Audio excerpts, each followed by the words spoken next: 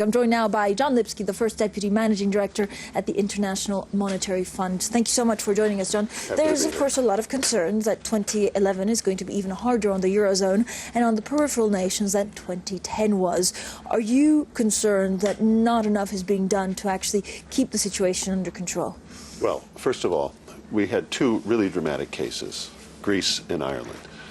The European community came together, developed some new techniques, new facilities to support them, partnered with the IMF and with the authorities in those countries, agreed on some really strenuous programs that they're putting in place.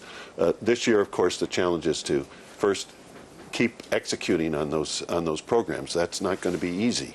It is necessary, however. Secondly, other countries under strain have also adopted new policy adjustments.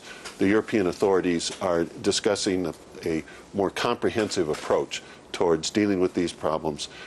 So there's certainly a way forward that is not going to be easy, but does offer the prospect of solving these problems. But how long is it going to take for a lot of the peripheral countries to get back to normal kind of growth? Because they're not growing, unemployment is high, and at the same time they have to go through austerity measures. Well, but not just austerity measures, but structural reforms that will create competitiveness, will create growth. This is a challenge. It's not going to necessarily be simple or easy, but it's necessary. There's no easier alternative, and this offers some way forward. So is it going to take a decade? Oh, I don't think so. I don't think so.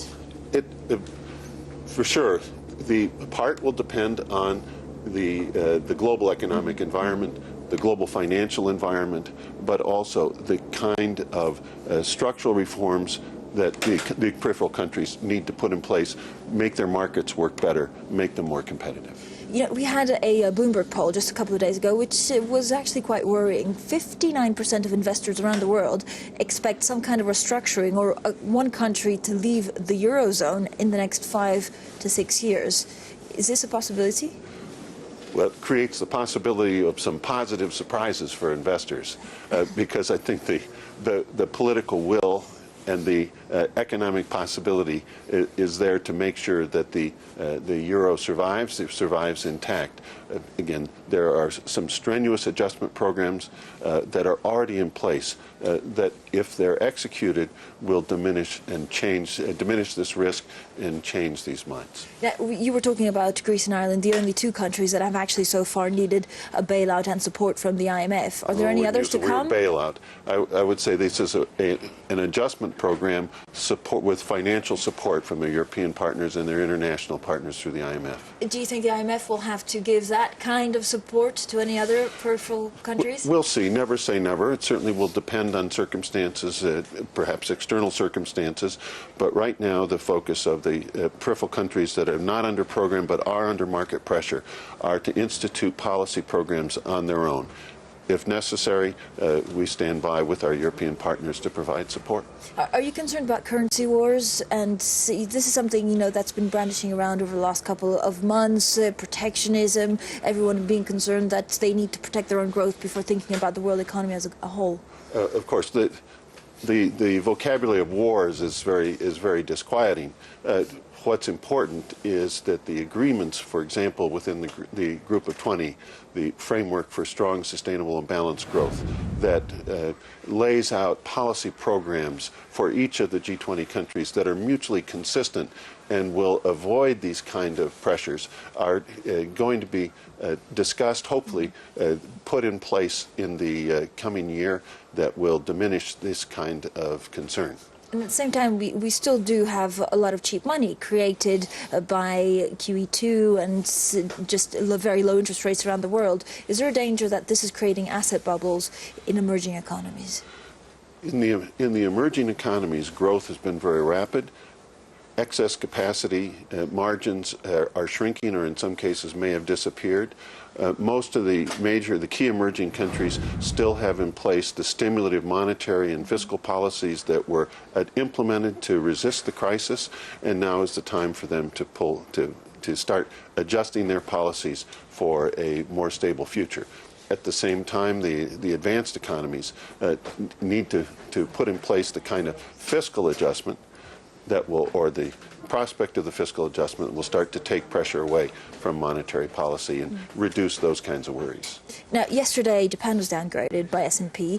For the moment, the U.S. has a AAA rating. If there's any talk about possible downgrade, or if indeed it just loses the AAA credit rating, would that put all the financial markets around the world at risk?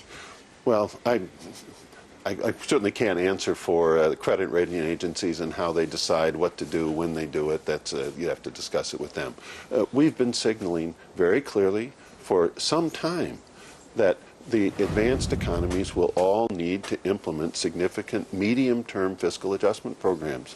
That those with the largest amounts of adjustment include countries like the U.S., the U.K., Japan, etc., but all need to put in place adjustment programs. So Sooner rather than later? The serious problems are medium-term problems that grow out of demographics and the kind of what we call entitlement programs, especially healthcare costs, that are expected to increase in the future. So all the problems don't have to be solved today. All the adjustment doesn't have to take place in the short term. But what needs to be put in place is a credible path toward medium-term adjustment. And that probably requires greater clarity today about that path.